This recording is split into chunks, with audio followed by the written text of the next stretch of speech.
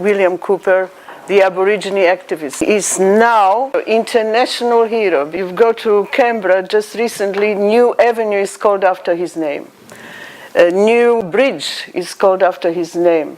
And never ever played any football, but now the football trophy is called after his name because he's so famous. Everybody wants his name.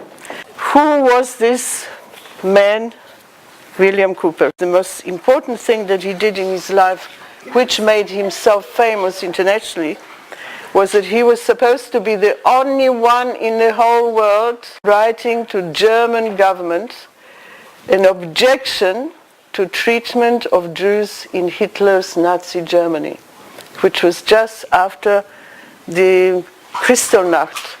On the 9th of November, 1938, before the war, before anything, there was a horrific pogrom, they call it, in whole Germany and Austria against Jews. They were breaking their shops, their houses.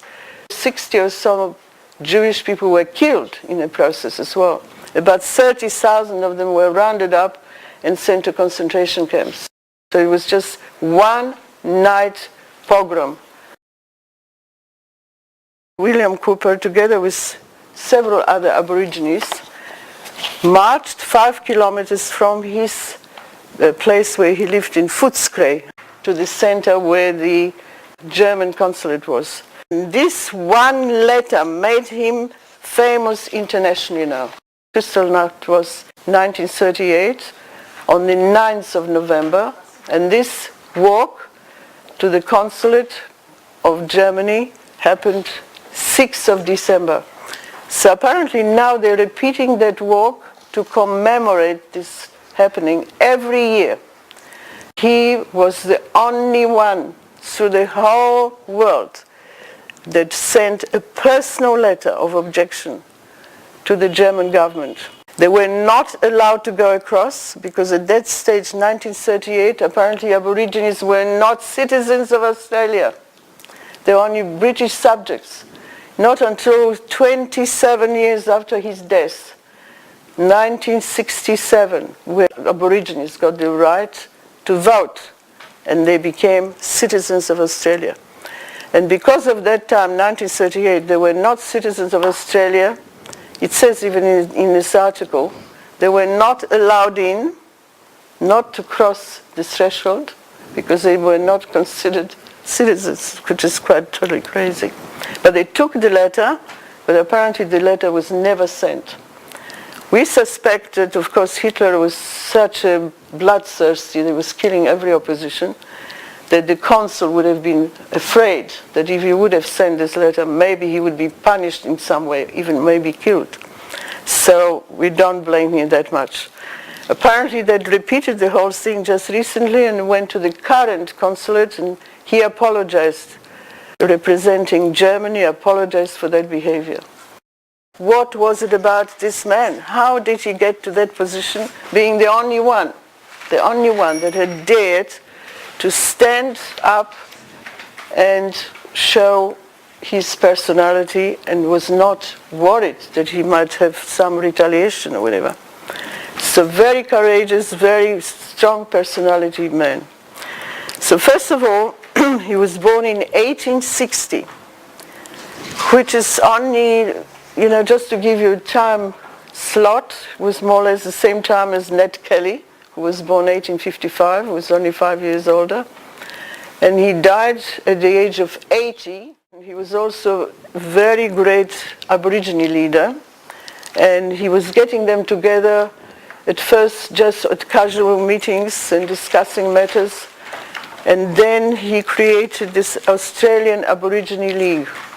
He was not on his own, of course. In addition to all Aborigines standing behind him and helping him, he had also quite a few white people, white Australians, that were helping him. He was born on a station, totally ingenious, very, very quickly learned reading and writing. And all his life he was writing petitions to every possible authority in Australia, including King George V, with most eloquent and sophisticated English language. 100 letters that he wrote through 53 years of his life.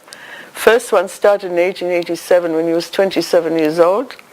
The last one he did all to kings, to premiers, prime ministers, every authority that there was. He was trying to get improvement in conditions of Aborigines. As you know, at that time they were very badly treated. They had absolutely no rights. So in 1933 he moved out from a mission.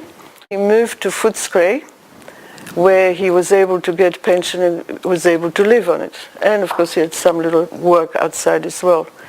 And that was the time when he was so independent, very, very committed to the cause of Aborigines. And that's 1933 when he moved. He had meetings in his home of lots of Aborigines and other people, and was able to organize the Australian Aborigine League. He was properly baptized and became a Christian.